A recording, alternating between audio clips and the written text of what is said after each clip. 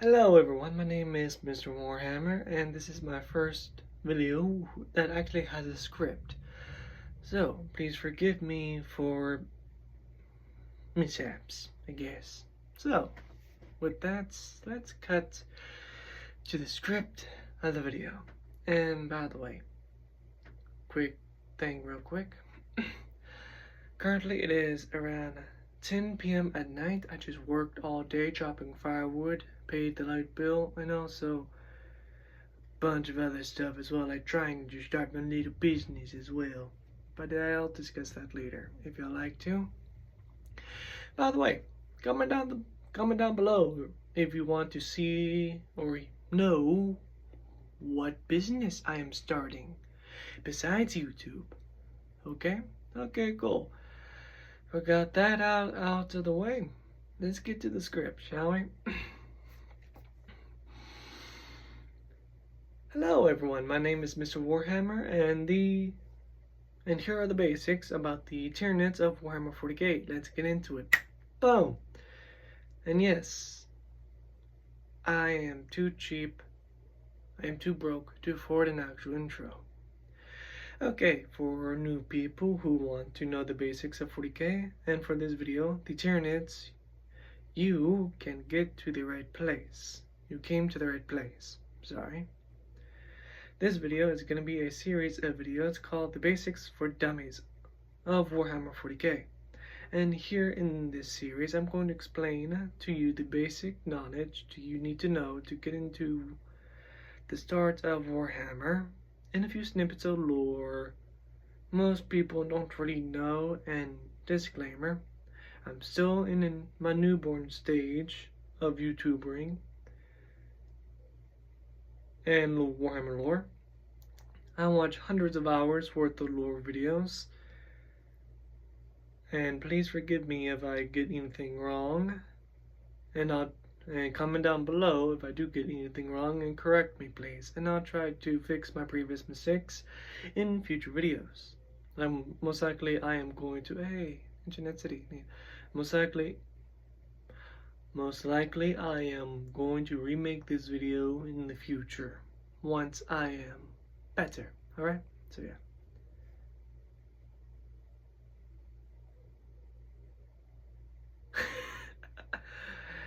Right, great, I already broke off from the screen. Okay, now that's out of the way, let's get into it, shall we? So, part 1, lore. What are the tyranids? I hear the single viewer watching this video may say. The tyranids are a hive mind species that originated outside the Milky Way galaxy, devouring entire galaxies, and yes, you heard that right. They devour entire galaxies, and there's a few pieces of the lore suggesting that the Milky Way is the last galaxy in the entire universe that has sentient organic life. Hang on a second. Well, I'll accept the Necrons. The Necrons, that's a whole different video in its entirety. I might do that within the next 2 weeks after the basics of the Imperium video. Yeah. At least I should retire. Blah. Things are so up in the air. The hive mind is a collective mind of all the tyranids that have ever existed and presently exist, and alive and dead. And just imagine your entire life, how much you have grown, how much you have learned, and how wise you have become. Now, times that by around millions of different lifetimes, and with the genetic materials of those lives that you can swap around at will. And every single mistake that has ever happened in those lifetimes, in perfect instinct memories. Just imagine how smart and powerful you would be now.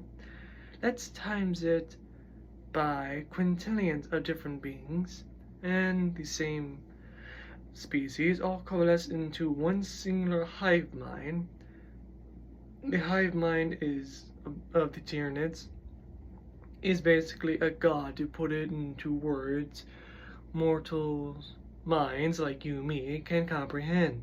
Alright? Yeah, That's cool. And a tiny bit of lore for you. Yippee, lore. Yes. And yes, I am this skinny. One time, really, a few guardsmen happened to stumble upon the hive mind and witnessed it, really, and the actual hive mind, not just the tyranids, the actual hive mind. So a vast wave at sea that nearly drove them insane. Sea of cosmic knowledge and chaos and order all coalescing into the same thing. And one thing just, ow, hey, what the hell was that? I don't know, I'm going insane. Please help me. So, and by the way, please forgive me for this part, really. I don't really remember. Was it Sisters of Battle? Wait, is it not Sisters of Battle? Get that out of here. Sorry, no, sorry. So yeah, was it Sisters of Silence? There we go, Sisters of Silence, or a few psychers. I managed to pull them out.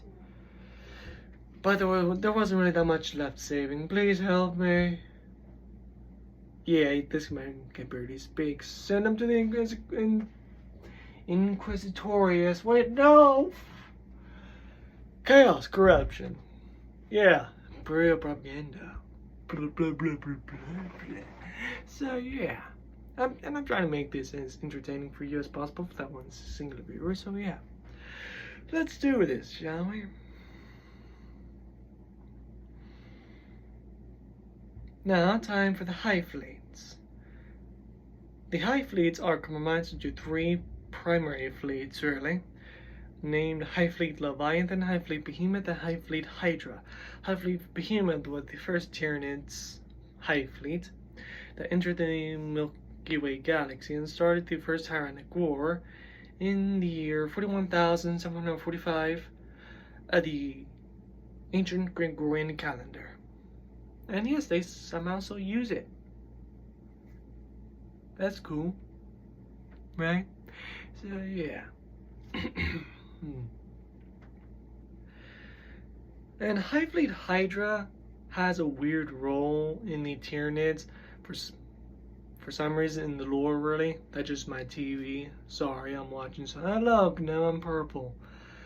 Hive Fleet Hydra has this weird thing, really, in the lore that the people in the universe see. Like, Hive Fleet Hydra meets Little Hive Fleet. For some reason, it eats them. And currently, really, no one really knows why it does that in the lore, but there's this one theory. Maybe Hive Fleet Hydra transformed into a cell eating other cell in the body, not like cancer. I forgot what it was. But it's supposed to help to keep the body healthy and more efficient, really, eating the lesser, weaker, older, and inefficient cells. It's kind of like that. Saying like, hey, I'm Hive Fleet Hydra. Hey, Little Hive Fleet. Yes? How much biomass have you eaten? About 3 million tons. Why? Sorry, you failed the 10 million ton quota for this month. Holy smokes.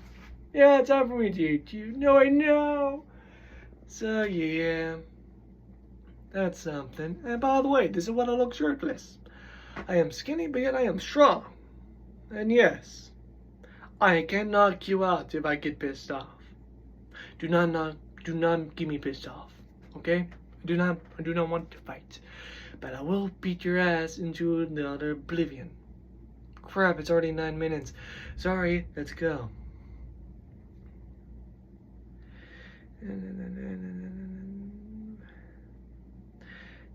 And that's what I have seen, and tell me if I'm wrong and give me your opinions in the comments below, just to correct me so I can correct myself in future videos. Woo! And finally, Hive Fleet Kraken. I am so sorry. Why did I put Kraken? Never mind. I'm just gonna go with it. Hive Fleet Kraken.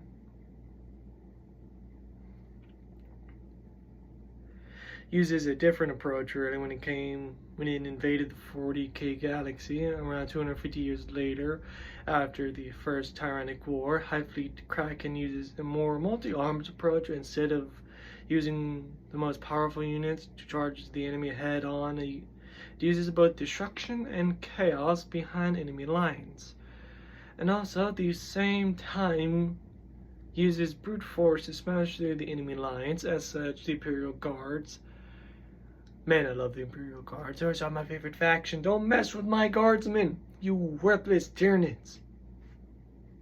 Die, Xeno scum, and clanker scum as well, for hell divers and super earth. Yeah. Hang on a second, I need to take a break real quick. By the way, real quick to continue, they use their more heavier units to smash through the enemy lines, or once their supply lines has been weakened through the chaos in the back lines, through their other Tyranid forms, as in the dang it, I forgot what it was. I think it wasn't the Norn tropes. Dang it, I forgot.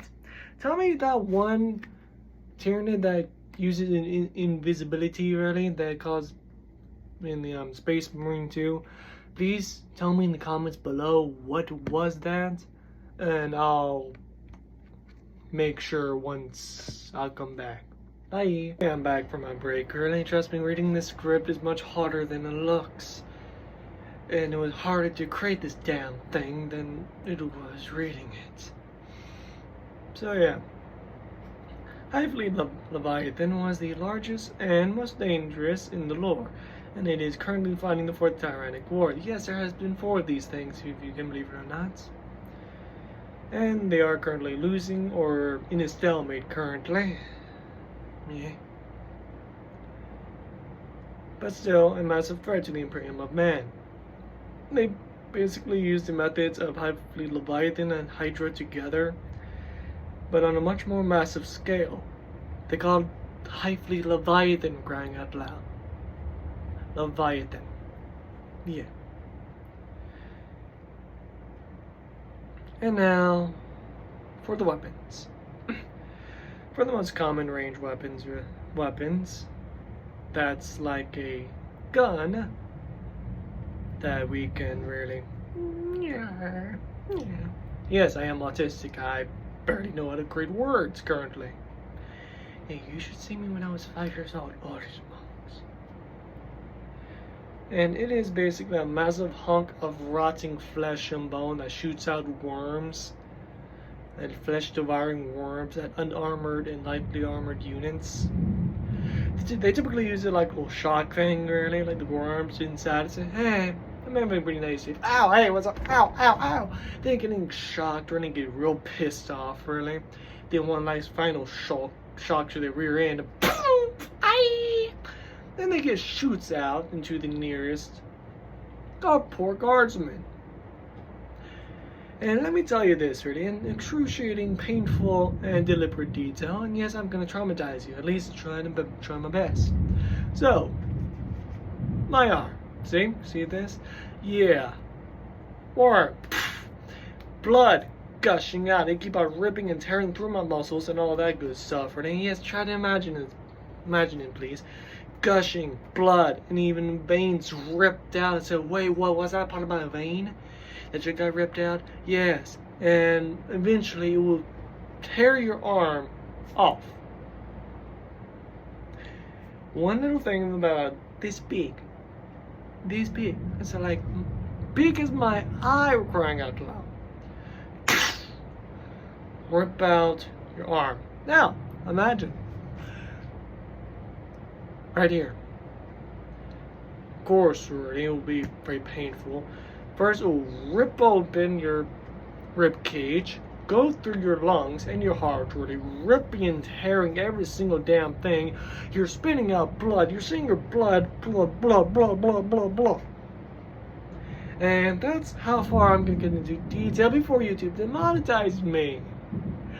Which I'm not really monetized, so what the hell?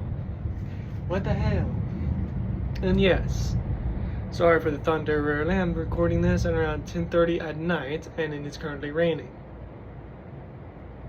Yeah. And so, back to the script. Hang on a second, real quick. Okay, cool. Sorry about that. I kind of lost my little thing in the script, really. Sorry. So, and there's a bigger version, a more meaner version of this worm that is called the brain. I forgot what it was. Brain leech. Yeah, pretty sure it was brain leech. Brain leech primarily meant for more heavily armed individuals in tanks. So, same concept, same worm, but with a skull and many more teeth and much more meaner as well. Once it hits your armor, it explodes into a little corrosive acid, really, that each time it boom, boom, boom, boom, boom, the hole gets bigger and bigger and bigger and bigger and bigger until it pierces through. And then other people start coming in and do the same thing, but much more painful, because it actually has teeth, razor sharp teeth, and a skull that explodes from your inside. Explodes. Oh! And the acid's burning your lungs, your heart, and your internal organs, and your bones as well. And I don't know why I'm doing this, but hey, I swear I'm not gay. I'm straight. Thank you. Hey, stop that. Sorry. That's okay. Why are you alive? I don't know. Let's stay dead.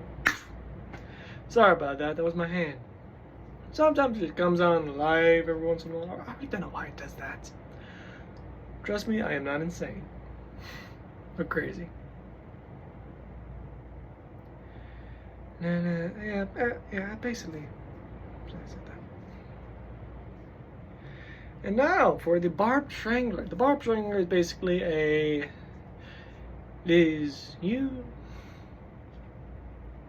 sorry about that. So, the barbed strangler is basically an octopus, really, but with a whole lot of bony spikes at the end of its tentacles. And it's shot by a larger, more, I think called the venom cannon, I think. Yeah, the venom cannon. Blah, blah, blah. It shoots from a fist-sized infant immediately after it got injected in about like 5 seconds. Grows big enough to latch onto your arms, legs, and head, and the tentacles instinctively go for every hole in your body. And yes, even the ones down there. And honestly, for the people who was watching this video, I bet you some of you actually would like that stuff. I've seen worse. I've seen worse. Especially the ladies out there who like speciality, especially the rapey guy. And from so personally, I'm just gonna say, no wonder you're single. And I wonder, how are you? Sorry about that. Brain went blank a little bit. Reboot, upset, there we go. Reboot, reset, blip. Okay, there we go. And then, yes. And there's also an armored, piercing one as well, that instead of growing to the size of a human body, grows to the size of an M1 Abrams tank, and it can use its absolute strength to absolutely shred the thing and destroy it in a beautiful explosion of gas, acid, and other things as well, and also gunpowder. Yes. So yeah. And, no. Oh, okay, this is the venom cannon. Sorry for me being such terrible at this, really. The venom cannon is the long-range gun that the Tyranids use. They use a special crystallized rock and fuses different types of venom and acids that explodes on impact. We could just say it removes and unalives and outright kills masses of forms of infantry, even a few tanks, really, if there's enough acid to, like, oh, sorry, there's more holes, and absolutely collapses the damn thing. So yeah. By the way, please forgive me if you can barely hear me. Sorry. So yeah. And the impaler cannon. Yeah, you can know this thing is huge because it got the word impaler and cannon. And man, that sounds so cringe, don't I? I am so sorry. The impaler cannon is used for primarily for armored divisions, really, unlike these other ones are binary, basically. And it's a fully living creature that feeds on its internal fluids until it inner guts, aka the spike, gets ripped out from its internals, and shoots at the intended target for it to have. In its last minutes of life, if it has that much, maybe 30 minutes at most if the target is really far away. And yes, I do sound like this sometimes, and I don't know why. And absolutely, unalife's the target. Yeah, like a Beyblade. Well, honestly, I might take a few different spikes really, and yes, now I'm purple. Yeah. And yes, now I'm purple. Wait, I'm purple. I can say the N-word. Don't worry. I'm not actually gonna say the word, but I will someday. Cracker. You're a cracker like me. And yes, I have racist humor, and offensive and dark ones as well. I can't really say the dark jokes as much really because well, not purple, so shut up. And yes, you can tell I'm having much fun with this video. Great. Holy smoke. Oh, this is gonna take a long time.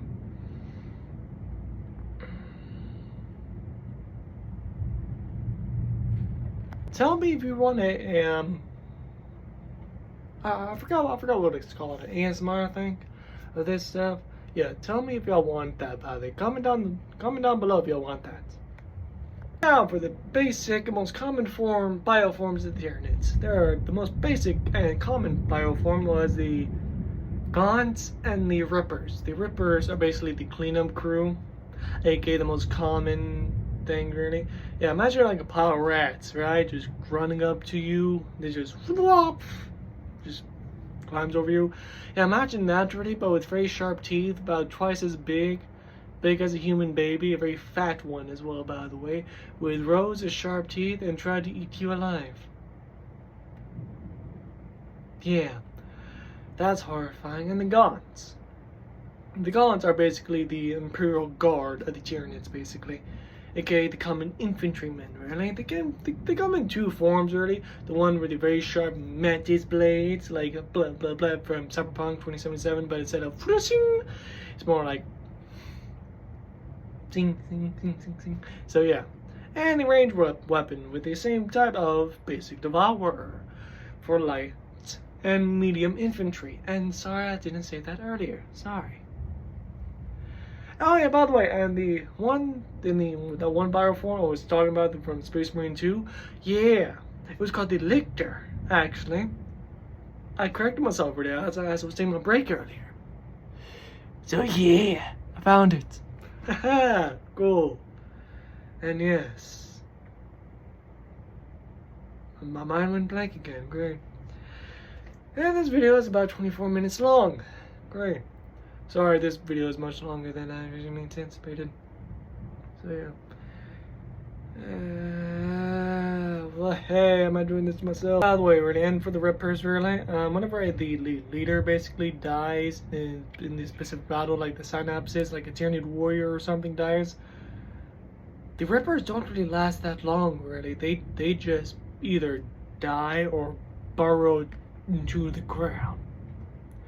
Really, and yeah, and they can mutate to anything really they really require, even some from rippers to blinking hive tyrants. And yes, I'm gonna talk about that later in the video, don't you dare forget, please. So So yeah, hang on a second. Sorry for the loss of pausing. By the way, and the hive tyrants are the generals of the tyranids, and they have the most intelligent and independent thoughts really out of anyone, right under the norm queen. And of course, really they have their typical,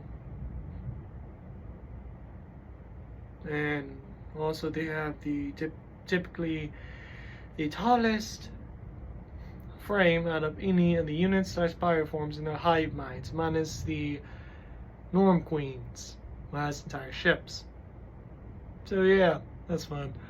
There's about like 12 feet tall, I think, up to my current memory really while I was researching. And yes, this is the first time I do research and script and writing and filming, so yeah, this is quite something. Correct me if I'm wrong in the videos, please. Get out of here. Ow! So yeah, that's something. And I'm so sorry if this is boring to you. I'm so sorry, dear viewer. I'm trying to make this as entertaining as possible. Even with my little friend here. Hello! Shut it. So yeah. Of course you're gonna hear me a lots of pausing and stuff. They are 12 feet tall. But hey, please forgive me if I'm wrong, and if so, tell me in the comments below. Okay, good? Good. Let's continue. They carry an extremely good armor and carry a sword with a whip, and also have appendages that is like a mantis, but it is really sharp and enough to basically impale you, carry you up, and rip you in half. Yeah, that's one gnarly way to go. Yeah. So, now let's move on to the Norm Queen. The Norm Queen is like the mother of all the Tyranids in any given fleet. And they're basically the weavers and birthers of the Tyranids, and they guide the evolution of the Tyranids that can help them significantly in a battle. Let's say fire. Weakness. Fire. Oh yeah. Tyranid dies. Norm Queen. Okay. What species in the current catalog that we have currently? Oh! Flame resistance. Neat. Shove that baby in there. Now all of y'all are heat resistant. Yeah, that's something. And I'm sorry if that's creepy for what I just did there.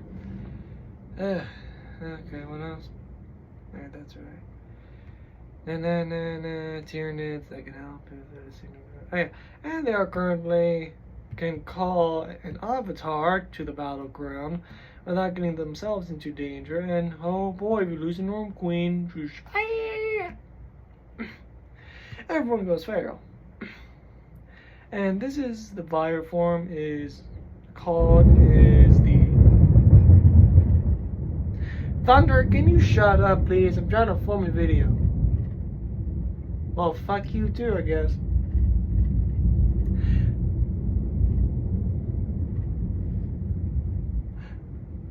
Was that a bomb? I hope that wasn't a bomb. Okay.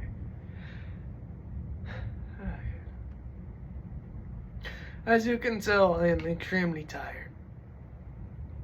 Yeah, and I'm just wasting time. Okay, cool. I switched the script from down here down to up here, so yeah, it should be better now. And the emissary, and they're used by the Norm Queens for one single purpose: to fight the legendary commanders of every faction when they come up. For example, they're designed to fight Primarch tier Space Brains and / Custodes and Phoenix Lords and Greater Demon Princes of Chaos whenever they appear. And once that job is done, okay, yeah. And the Carnifex. The Carnifex. The Carnifex is the super heavy tank, and they are used as the battering rams to punch through the enemy lines, and it typically takes around 3 Space Marines to take on 1 Carnifex, really all using in unison, not like a 3-to-1 casualty ratio, but it can really if they just decide to go one by one. But that's stupid. you'll die if you do that. Turn in one by one. So yeah, I think, but hey, please forgive me if I'm wrong on that. And they have this one piece of Indo lore about one Carnifex called One Eye, because he lost an eye when the guardsman sacrificed himself with a plasma gun and knocked out Big One-Eye's eye out in a big explosion but that didn't even kill him. It only knocked him out. So they froze the dumb bastard. And he is a tough son of a bastard. I can tell you that, they're very tough, really. So yeah, and harpies are the most common and closest equivalent to our Air Force. Alright, and the Rippers and Gons. Also, they can have the flying adaptations whenever the terrain is too tough to travel on foot. So they fly instead. And harpies have these weapons that shoot from above and explode on impact, and that destroys the enemy combatants and their history. And I'm so sorry this is half an hour long. I'm so terrible at this. I'm sorry. And for the one viewer that's watching this all the way through, good job. Good blinking job dealing with my autism. Yay. And also, finally, their history. Yeah, their history. They first knew of the galaxy in around the late 30th millennium when the Pharos device was activated, and it took them about 12,000 years until they reached the Milky Way in the year 41,745 with High Fleet Behemoth in the ancient Gregorian calendar. When they first arrived into the galaxy, they first attacked the imperial world of Tyranids, and they were named after the first world they consumed. And also, in the year 41,745, really, that's when High Fleet Behemoth first came and caused the first Tyrannic War. That lasted for about, I think it was around 3 to 4 years, I think, maybe 5. I forgot. Sorry about that, Jordan. Why did I include that in the script? I'll get better. Maybe. In the Imperial Man, really, after a long, hard-fought war, they won it, but with a lot of casualties. So they fortified their eastern flank early at the galaxy to make sure it doesn't happen again. About 250 years later, High Fleet Kraken. Oh, it was actually Hydra, not Kraken. Kraken, I'm cracking all this crack. Kraken, I'm cracking all this crack. Sorry about that. Neat. So, High Fleet Kraken invaded next, but instead of being a swarm army, they began using ranged weapons with tactics, kicking off the Second Tyrannic War. And the Imperial Man won that war as well, but holy smokes, it's such a high cost. 2 for 2, baby. Woohoo! 2 for 2 Tyrannic War. And then High Fleet Leviathan came in 4 years later. High Fleet Kraken, and it did not came from the east. It came from the underside of the galaxy, right in the middle. It was the biggest Tyrannic War up to date, and the third Tyrannic War had the Imperium on its knees, but with Rabute Gilliman came into the picture just in time, right, along with a bunch of other stuff like kicking chaos. It's like kicking chaos in its ass, or the God Emperor shoving his hot iron sword with flaming holy light up to Nurgle's ass. So yeah, and yes, I do toss overly powered weapons like they're just nothing. That's just a part of me. Oh yeah, by the way, hang on a second. Here we go. Rabute's Gilliman's sword. Oh, I got this shirt a long time ago. I kind of forgot when. I think, oh yeah, that's right. Well, it was around 120,000, around 118,000 years from now. Good day, good day. I actually managed to bang an Adari woman, so that's cool. Okay, that's enough of personal lore aside. Okay. I forgot, where was I? That's right. They successfully pushed back the Tyranid onslaught and won, and currently the Fourth Tyrannic War is still ongoing. And by the way, this war, the Fourth Tyrannic War, is not from a fourth High Fleet, it's from the same High Fleet of the third one. Sorry if I flipped you off. Sorry about that. Here's the actual flip off. There we go. Boom. No, this is not it. It was actually this one. Okay, cool. Middle finger, middle finger, middle fingers. So yeah. 2 major wars within the same High Fleet. Then you know they're big, really, because the other 2 High Fleets only caused 1 Tyrannic Wars. This one caused 2. Yeah. Holy smokes. Have I ever told you that I managed to bang a towel woman as well? Larkin, shut up. Okay, thank you. One who he controls the budget. Is that from Manfern Freeman? I forgot his name. Yeah, it was. Shut it. One who he controls the budget. Bleh.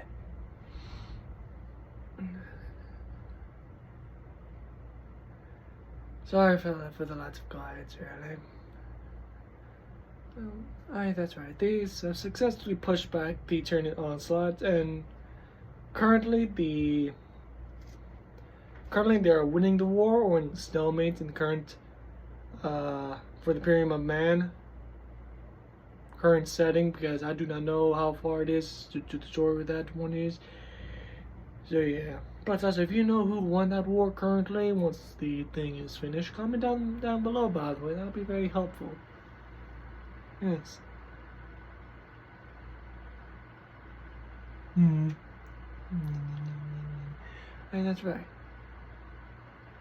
But with the current situation in the Fourth Tyrannic War, that could change really in the setting. If Game Workshop still wants to treat the Imperium of Man with plot armor, special treatment, and also treating the Tyranids like babies.